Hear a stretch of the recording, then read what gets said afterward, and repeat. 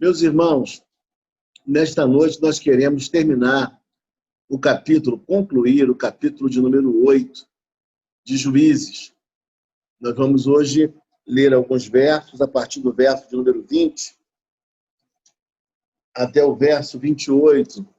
Não pretendemos nos demorar tanto para que possamos orar com muita fé, com muita devoção, intercedendo por todos nós que precisamos da bênção do Senhor, do favor do Senhor sobre a nossa vida. Então, eu convido você a abrir comigo Juízes, em seu capítulo de número 8, versículos de 20 até o versículo de número 28. Bem?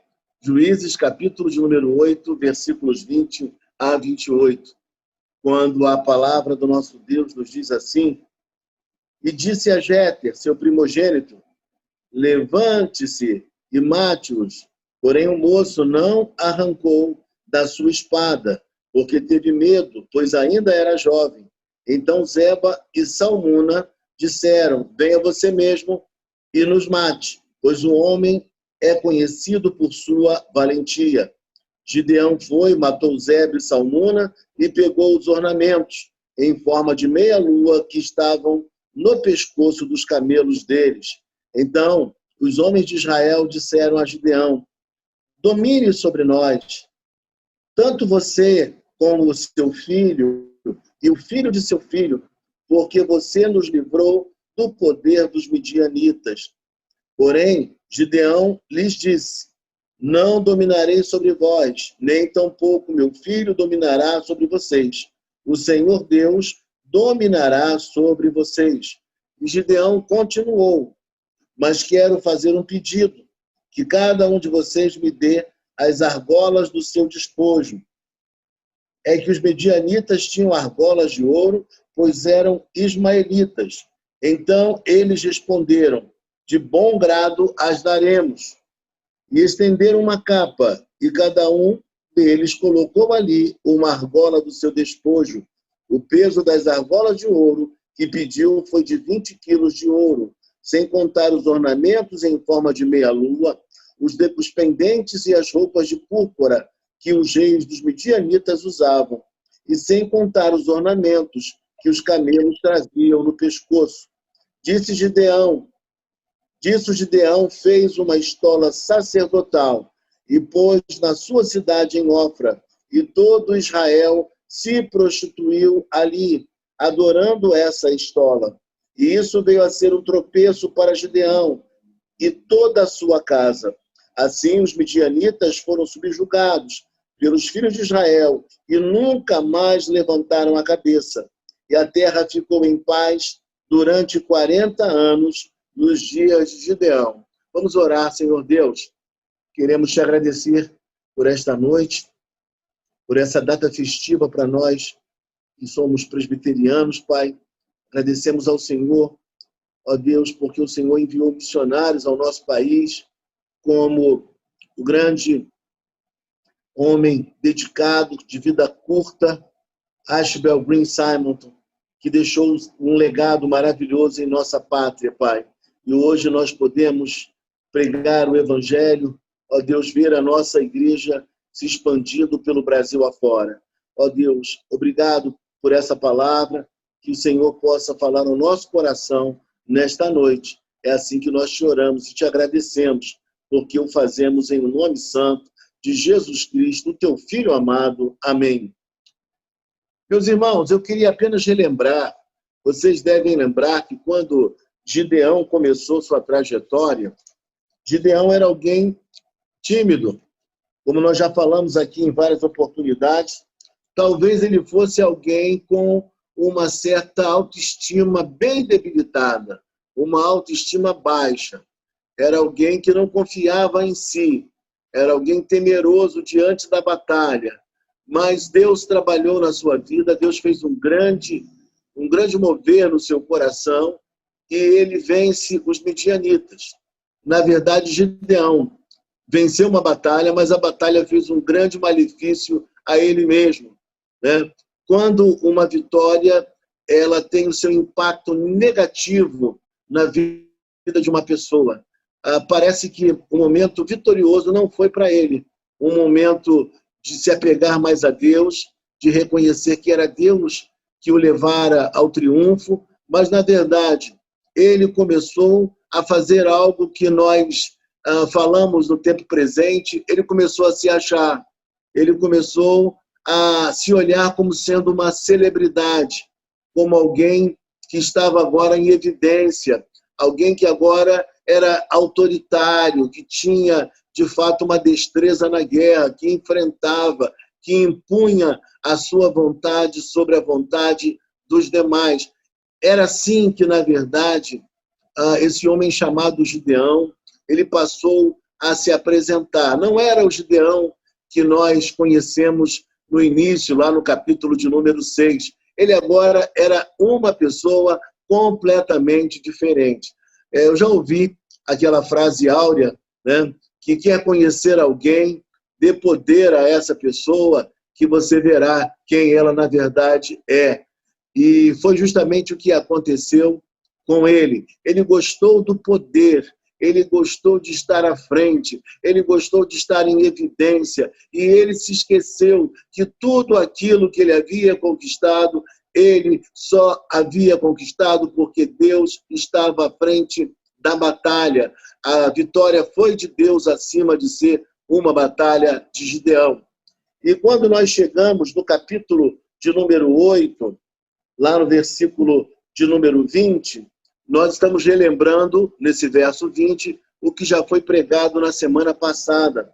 Mas nós vemos que o seu filho recuou, seu filho não teve coragem de matar Zeba e Salmuna.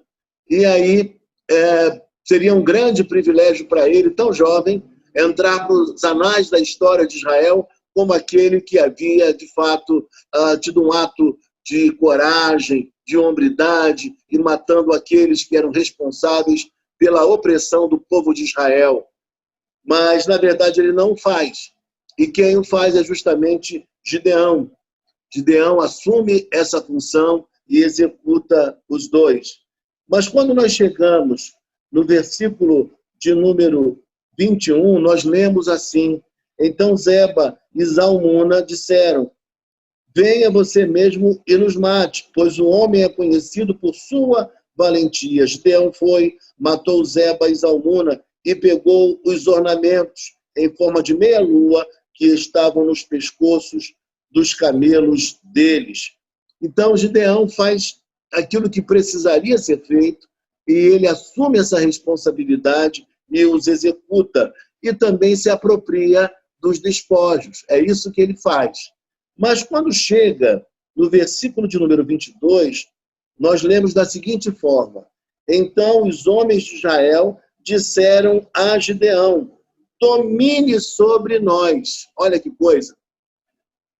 A vontade de Deus era que ele próprio, o próprio Deus, governasse o povo do Senhor, que Israel fosse uma nação completamente diferente das demais, que o próprio Deus a regesse, a governasse, a dirigisse.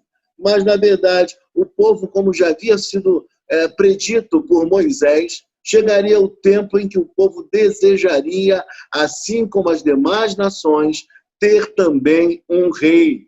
E isso acontece aqui. O povo queria que Gideão, diante da sua vitória, do papel que agora ele ocupava na nação, que ele dominasse sobre eles, sobre o povo. É isso que o povo pede a Gideão. E aí o texto diz: tanto você como seu filho e o filho do seu filho. Eles não pedem apenas que ele os governasse, que ele os dominasse, mas o povo quer que Gideão seja o próprio rei e que a partir dele comece uma dinastia, que esse poder de forma hereditária vá sendo passado de Gideão para o seu filho, do seu filho para o neto e assim sucessivamente. Meus irmãos, e havia um motivo por isso. O povo estava profundamente grato neste momento por tudo aquilo que Gideão havia alcançado, aquela libertação que eles precisavam tanto, porque não aguentavam mais a tirania do povo midianita. Mas o texto diz para nós, assim, nos esclarece qual foi o motivo. Porque você nos livrou do poder dos midianitas. 7 anos de opressão que o povo de Israel viveu debaixo dos midianitas. Então, por conta da vitória, eles querem agora que Gideão assuma a liderança da nação, mas não como um juiz, mas agora como um rei. E isso, obviamente, contrariava aquilo que já estava proposto, o ideal de Deus. Era Deus que deveria governar aquela nação. E no versículo 23, nós vamos ler assim: porém, Gideão lhes disse, não dominarei sobre vós. E quando a gente olha para esse versículo, e a gente vê que Gideão recusa o papel de ser rei deles, a gente fala, glória a Deus, que bom que Gideão tomou uma atitude assentada, uma atitude correta. Que maravilha! Ele agiu corretamente, mas apenas da boca para fora. Foi apenas algo que ele proferiu, porque ele sabia que era o próprio rei, o próprio Deus de Israel que deveria ser o rei, mas ele, sabedor disso, ele diz, não, eu não quero reinar sobre vocês, mas era algo apenas da boca para fora, porque ele já estava completamente envaidecido com o poder, ele estava gostando daquela posição, dos privilégios, de tudo aquilo que ele estava vivenciando naquele momento. E aí, o texto fala para nós, não dominarei sobre vocês, nem tampouco meu filho dominará sobre vocês. O Senhor Deus dominará sobre vocês. Bela resposta, meus irmãos, mas apenas um discurso. Parece o que a gente está acostumado a ouvir dos políticos em época de eleição. Eles chegam com um discurso maravilhoso, que são as pessoas mais honestas que já existiram, as pessoas mais corretas, uma conduta ilibada, mas é só eles assumirem o poder que nós verificamos que não é bem assim. As mazelas, a corrupção, tudo vem à tona, e nós verificamos que eles apenas tinham um discurso muito bem montado, muito bem preparado, mas não era nada além de uma retórica. E é justamente isso que Gideão está fazendo aqui. É justamente isso. Ele dá uma bela de uma resposta, mas era meramente um discurso político. E aí, quando chega no versículo 24, irmãos, o texto diz assim, e Gideão continuou, mas quero fazer um pedido. Mas eu quero fazer um pedido. Ele não quer ser rei, mas ele quer fazer um pedido. Que pedido é esse, meus irmãos? Ele diz, que cada um de vocês me dê as argolas do seu despojo. Ele vai pedir agora ouro. Ele vai requisitar agora o ouro que eles haviam despojado da nação midianita. Meus irmãos, queridos e amados, na verdade, ele não era um rei admitido por ele mesmo como rei, mas toda a sua atitude era uma atitude de um governante real. Ele tem a mesma conduta dos mesmos que ocuparam o cargo, o trono em Israel, num tempo também muito significativo e grande da história de Israel posteriormente. O que ele faz? Ele tem muitas mulheres, ele tem muitos filhos, ele tem pelo menos uma concubina e um filho com essa concubina. Então, na verdade, ele tem 70 filhos e mais aquele filho com a concubina que ele coloca o nome que ele batiza de Abimeleque. E o que significa Abimeleque? Significa meu pai é um rei. Ele coloca o nome do filho de Abimeleque. Ele havia proferido a ideia de que não queria ser rei, mas o próprio nome do filho dele, com a concubina, significa justamente isso. Meu pai é um rei. Então, um homem que teve muitas mulheres, que teve pelo menos uma concubina, muitos filhos, ele tinha uma vida semelhante à vida dos reis daquela época e posteriormente também da história do povo eleito. É a conduta que ele teve, é a mesma postura. E aí o texto diz para nós que ele, diz assim o texto, e os midianitas tinham argolas de ouro, pois eram os maelitas, então eles responderam, de bom grado as daremos. O povo estava tão agradecido a ele que o povo resolveu dar, inclusive, as argolas. Eu digo a você, não haveria nenhum problema que Gideão fosse honrado, que ele fosse honrado porque conquistou a vitória e trouxe a libertação ao povo do Senhor do jugo medianita. Mas o problema é que ele assume uma posição que não deveria ser dele, um papel que não deveria ser dele. É isso que acontece. E o pior de tudo, com a anuência, e muito mais do que com a anuência, com o próprio desejo, com o pedido do povo. O povo queria que ele reinasse. Olha que coisa impressionante estava acontecendo aqui. E para piorar a situação, meus irmãos, veja como o homem pode se corromper, se desviar. Gideão, que foi aquele que destruiu lá a imagem, o santuário de Baal, do seu pai e do povo de Israel, que na época adorava também a esses deuses estranhos. Sabe o que ele faz? Ele agora faz algo completamente contrário. Olha só o que diz o texto.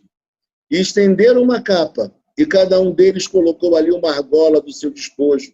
O peso das argolas de ouro que pediu foi de uns 20 quilos de ouro, sem contar os ornamentos em forma de lua, os pendentes e as roupas de púrpura que os reis dos midianitas usavam, e sem contar os ornamentos que os camelos traziam ao pescoço. Disso Gideão, fez uma estola sacerdotal. E aqui é uma coisa interessante. Ele não era sacerdote, mas ele chamou para si também uma responsabilidade sacerdotal. Ele usurpou uma função que não era sua. Ele quis assumir um papel que não era destinado a ele.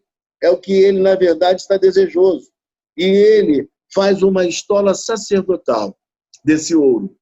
E alguns entendem, alguns estudiosos, que ele chegava a consultar a vontade de Deus através dessa estola sacerdotal. Alguns acham até que ela se tornou um monumento. E através desse monumento, o povo de Israel vinha e adorava a outros deuses, adorava inclusive a essa própria estola sacerdotal. E o que é curioso dizer é que essa estola sacerdotal, na compreensão dos estudiosos, ela, na verdade, era algo até positivo num certo sentido. Por quê? Ele a fez para que o povo pudesse relembrar da grande libertação que havia ocorrido sobre os midianitas. Só que foi ela que, na verdade, trouxe a própria corrupção do povo do Senhor naquele período. Quando ele faz isso, ele tenta fazer como uma representação do próprio Deus. E aí o povo acaba por adorar a essa estola sacerdotal, se voltar para ela, quando na verdade deveria era adorar ao verdadeiro Deus, pois foi o verdadeiro Deus que trouxe a vitória a eles. Irmãos, que coisa aparentemente absurda, que coisa estranha. O povo do Senhor que conhecia seu Deus, que tinha experiência com ele, que foi libertado dos midianitas, Gideão, que foi um líder magistral neste período, como Gideão, ele mesmo faz um objeto como esse, levando o povo à idolatria, ainda que isso tivesse como desejo trazer a lembrança, a recordação, ou trazer uma fé mais palpável ao povo de Israel. Meus irmãos, como o pecado ele é sutil, como nós somos enganados pelas artimanhas da nossa própria mente, pelas influências do nosso próprio inimigo, do nosso arqui-inimigo. E aí, meus irmãos, o texto diz assim: e todo o Israel se prostituiu ali, Ele está dizendo que o povo ia a Ofra para ali se prostituir, ou seja, para adorar a essa estola sacerdotal. Adorando algo que foi criado, em vez de adorar ao Deus Criador dos céus e da terra. Olha que pecado gravíssimo eles estavam cometendo. E foi ele mesmo, Gideão, o líder da nação, o que havia libertado o povo do domínio midianita. É justamente ele que leva o seu próprio povo para a idolatria. Como um líder desvirtuado dos verdadeiros princípios de Deus, um líder quando é seduzido pelo poder, quando ele sai do prumo, ele é capaz de direcionar toda a comunidade para o pecado. E era justamente isso que estava acontecendo aqui. E o texto diz que não foram apenas poucas pessoas. A expressão é muito forte. E o texto diz assim: e todo o Israel se prostituiu ali, adorando essa estola. Adorando a estola, em lugar de adorar ao Deus Criador dos céus e da terra, o seu grande libertador.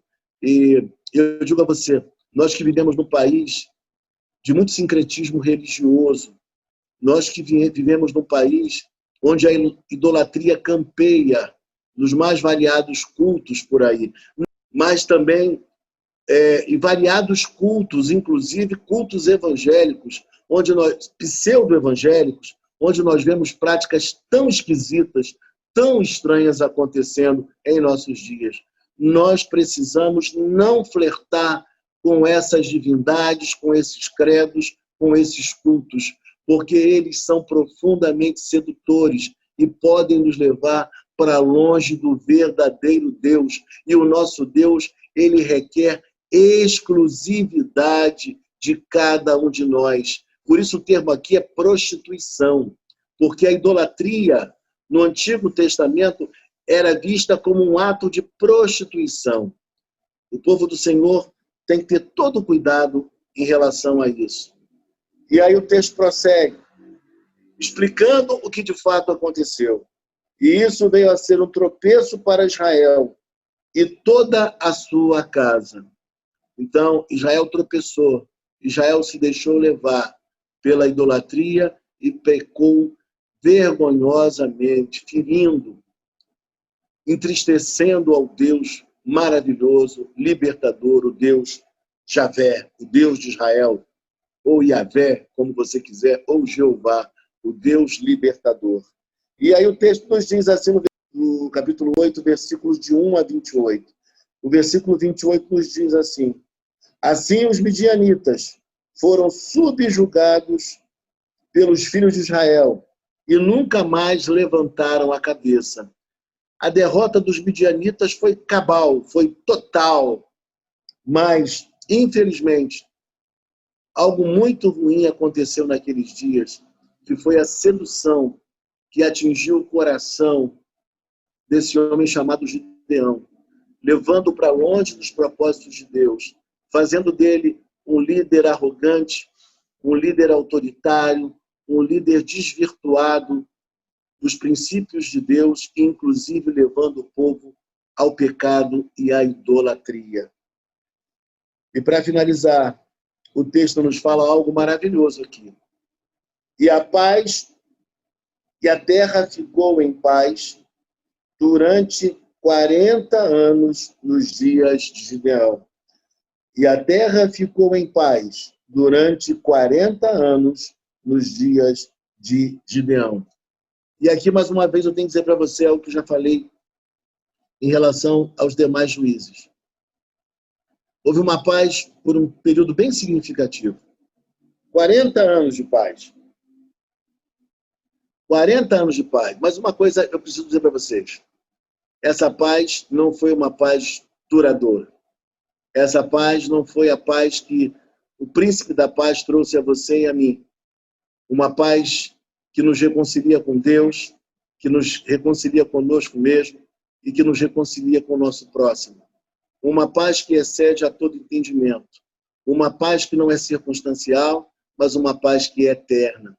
O nosso Deus revelado na pessoa bendita de Jesus Cristo trouxe a cada um de nós uma paz duradoura, uma paz eterna, uma paz para viver e uma paz para morrer, uma paz para viver na face da terra e uma paz também para entrarmos ou adentrarmos na eternidade, com toda a segurança de que Deus estará para sempre conosco, que Deus nos guardará. Portanto, meus irmãos, por mais que os juízes tenham suas qualidades, como Gideão também teve suas qualidades, mas por serem humanos, obviamente, cada um deles também possuía fraquezas, debilidades, paixões, e nós precisamos entender que o que mais o homem precisa, o que mais o povo carece, é de um Deus na sua própria vida, que venha libertá-lo do domínio do pecado, das garras do inimigo das nossas almas, e que nos traga total libertação, não por um período pequeno, mas que nos traga libertação por toda a eternidade. Então, nesta noite, nós aprendemos algumas coisas muito importantes. Na semana que vem, nós veremos a respeito da morte de Gideão, capítulo de número 8, versículos 29 em diante. Nós veremos a morte de Gideão. Mas hoje nós verificamos mais um pouco da sua história, verificamos a sua trajetória, como o fato dele ter gostado tanto do poder, de ter se deixado levar por essa paixão, pelo ouro, também pelo sexo, pelas mulheres, muitas mulheres, e pelo poder. Como disse certa feita em seu livro, Richard Foster, são 3 áreas em que o homem precisa se cuidar bastante: dinheiro, sexo e poder. Dinheiro, sexo e poder. E Gideão se sentiu profundamente fragilizado nas 3 áreas, que são 3 pedras de tropeço para os homens, e nós precisamos nos cuidar bastante. Eu diria para você, mas o nosso Deus, ele é aquele que utiliza, ainda assim, pessoas imperfeitas como Gideão, mas a libertação total que o ser humano, ainda no século XXI, precisa e carece, só Jesus Cristo pode oferecer a mim e a você. Que Deus guarde o nosso coração das paixões desse tempo, que Deus guarde o nosso coração das seduções, que Deus não permita que nós venhamos a pender para a idolatria, mas que, acima de tudo, nós possamos entender sempre, compreender que todas as vitórias que nós alcançamos, nós só as alcançamos porque Deus está nos concedendo, por sua infinita graça e bondade, não por mérito nosso, a conquista, a bênção, a alegria e a vitória. É Ele quem faz essas coisas na nossa vida. E nós precisamos caminhar com muita humildade, reconhecendo que toda glória, que toda honra, somente Ele é merecedor.